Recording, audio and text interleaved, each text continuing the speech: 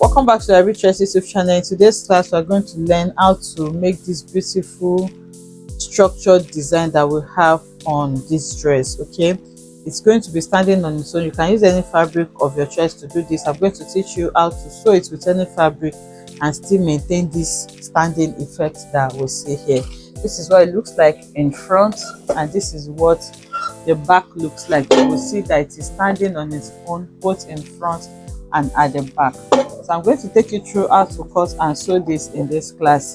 This is something you would like to learn. Kindly stay tuned to the end of this tutorial. Thank you. I'm using this fabric for mine. Okay, we are using very strong fabrics like, let's say, Mikado fabric. You may not need to add all this extra to stiffen it up, but you can see that the design we are making is structured, and my fabric is not structured at all. It's very soft. Okay, it's just a sample fabric. It is not structured. So to make it stand, there are several materials you can use. This is a crinoline mesh. It's kind of strong. Okay, it comes in different types. So if you are lucky to get the one, this one is a bit stiffer than this one. If you're lucky to get the ones that is very stiff, then it will make your work easy. Another thing you can do is use this collar stay. You can iron it to it, but it may be too strong, but it's going to give you that standing effect that you are looking for. So the difference between this is this collar stay has gum on it, so you can easily iron it on and then work with it. But this one, you have to sew it together with your outfit. So I'm going to be using any of that because that's what I have. So the next thing now is to fold our fabric and cut. So it's simple. You just need to measure the area that you want to put this. Okay, so I'm going to use this miniature to demonstrate. So in this case, we are making it for this. So you just need to take the rule over it like this. Anywhere you want to take it, you take the measurement, and that is what you're going to get use to get the circumference of your flare. So this is a full 360-degree flare, and to get the radius of a full 360-degree flare, you divide whatever circumference that you are placing it by 6.24. So let's say I'm working with 20 inches. Let's say the space I want to place this is 20 inches. That 20 inches, I'm going to divide it by 6.24, and that's going to give me around 3 inches thereabouts. So that is going to be the radius of my flare. And then the next thing now is to note the length of your flare. So the length of your flare, we're going to be folding it into two like this. So that's how long you'd want the flare to be. So let's say you want it to be 8 inches. You multiply that 8 inches by 2, and that's going to give you 16 inches. So the radius of my flare now is 3 inches, which is gotten by dividing my circumference by 6.2. Then the length of my flare is 8 inches times 2. That's 16. You're still going to understand all of this by the time we go on in the video.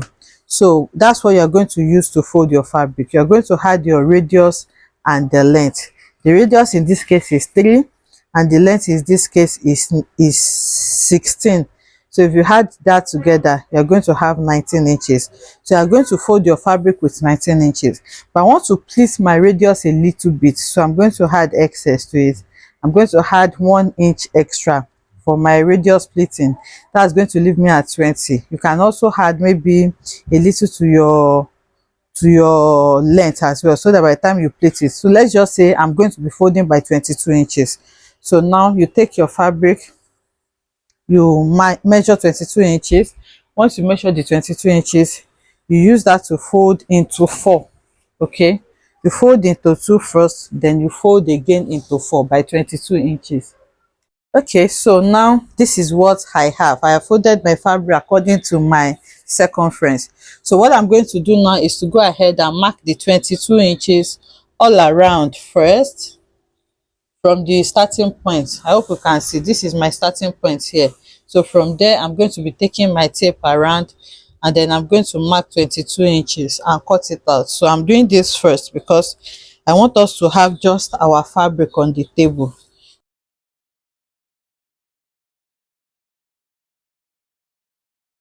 So that's 22 inches. I'm going to grab my scissors, and then I will cut this out.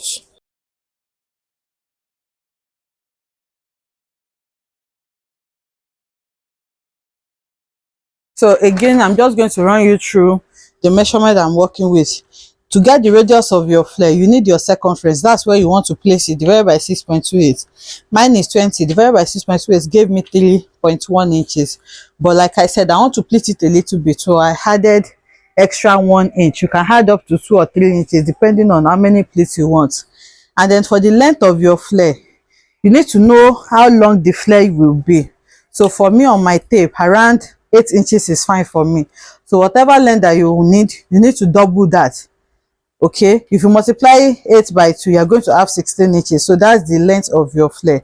So to get your flare now, you just need to add your radius and your length together. So let's say I added my radius, let's say I made it 5 inches. Okay, if I had 1.9 to this, that's going to give my radius 5 inches. Then to this one now, you can add maybe extra 1 inch for seam allowance. So if you add it together, if you whatever you have is what you are going to use to mark your flare. So mine was 22 inches when I was done, and then I went ahead, I used that to cut out the flare that you are looking at now. From this starting point here to the length of the flare, everything is 22 inches. You can see we have 22 inches here. So now what I'm going to do next is to remove the radius part.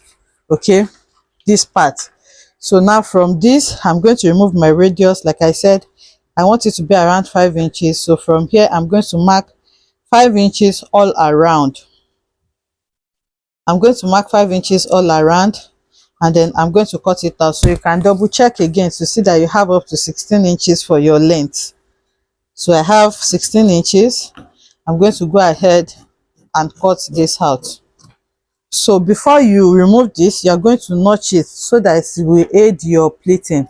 I'm going to notch it on the 4 points. Remember, it is folded into 4. So you do that for the upper part and the lower part. So once you are done with that, you open out your flare like this and open it on just one side.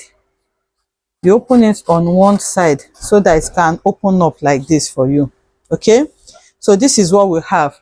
So if you are working with a fabric that is stiff, you can go ahead and work with it like that. But like I said, my fabric is soft, so I'm going to cut out my structure, okay, that I'm going to use to make it stand. I'm going to cut it out. So I don't know if what I have here will be enough, but I'll just find a way around it. Okay, so once you cut it out, you are going to use them to sew. Okay, so I couldn't my crinoline mesh cannot go round, so I'm going to be using half of it. So to get the amount that I need, I'm going to gather this first. So what I did on the big part of the flare, I went to run a gather stitch, and then also on the small part, I went to run a gather stitch. I ran a gather stitch on the small part because remember, I did not use what I got.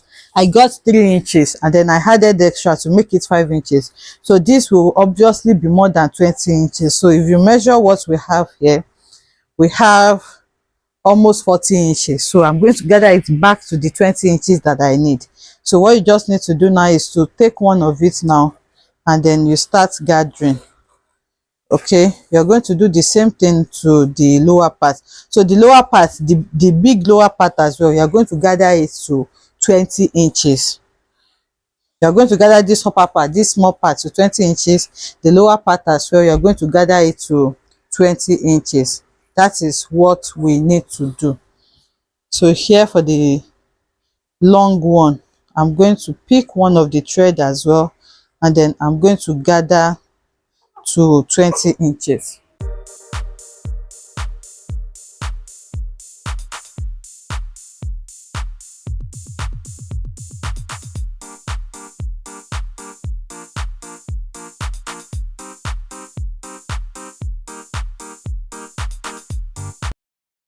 Now you can see that I have gathered it.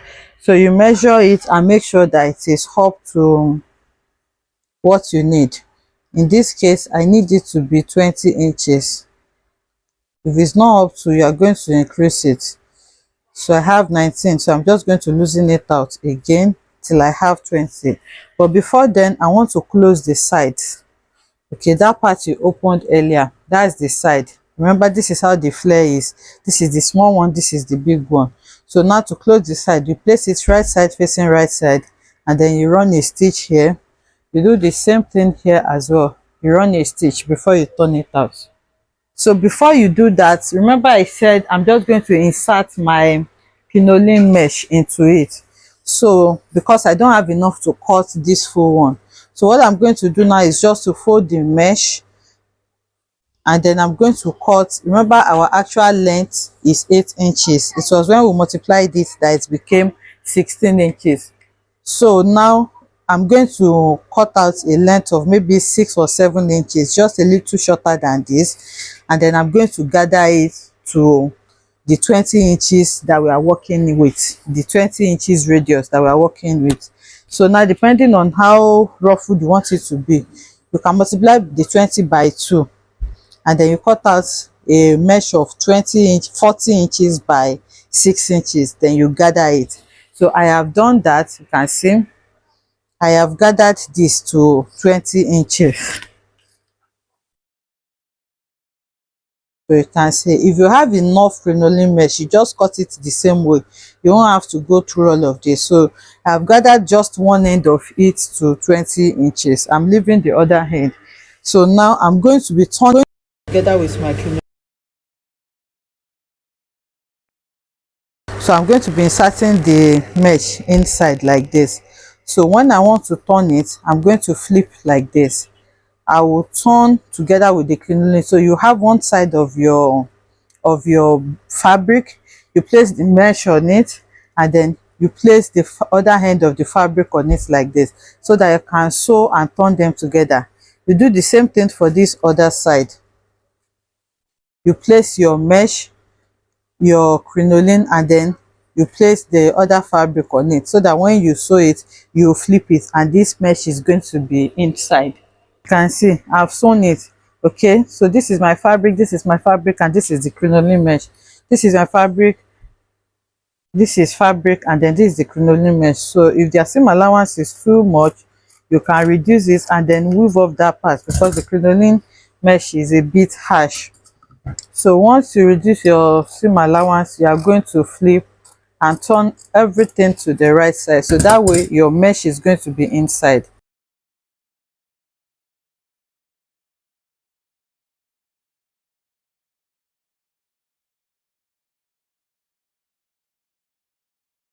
So you can see now that the mesh is going to be inside like this. You don't need to gather the other hand, you just need to gather the one that is going to go around, which has to be 20 inches.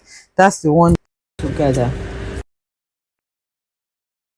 Just take all of them together like this. Okay, you're going to regather. The gathers that I made on this one now is loosening out, so I'm going to gather it. All you just need to make sure is that you have the same length on all of them. Okay, you have to have the same equal length on all the three. This one, the bigger flare, the mesh, and then the smaller mesh. So you are going to sew all of them together now before we turn the hem with our bias. I have gone ahead to gather it. You can see I have a little gathers on the, because I just added 1 inch plus to the upper part. So if you want more gathers on this side, you need to add more, so that you can have enough to gather around.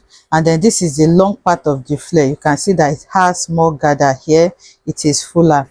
So here again, I'm going to reduce the seam allowance, because I'm going to be turning that part with a bias, so that it can be neat. You cannot leave it like this. So you use your fabric to cut a long strip of fabric like this, depending on how big you want it to be.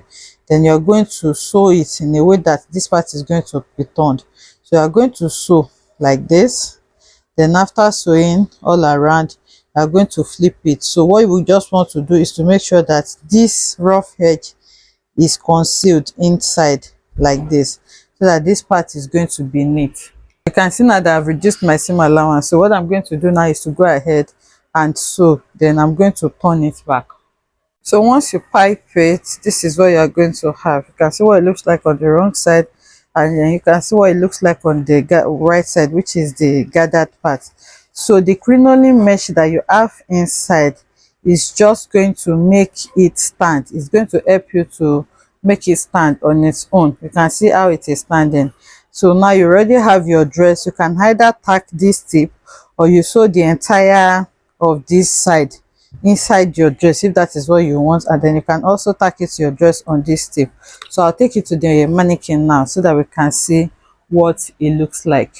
So this is what it looks like. You can see that even if the fabric is soft, once you put either crinoline mesh or anything to stiffen it up, it's going to be standing on its own like you have here. So you just need to tack it to your dress here. You can see that I use my pin to hold it.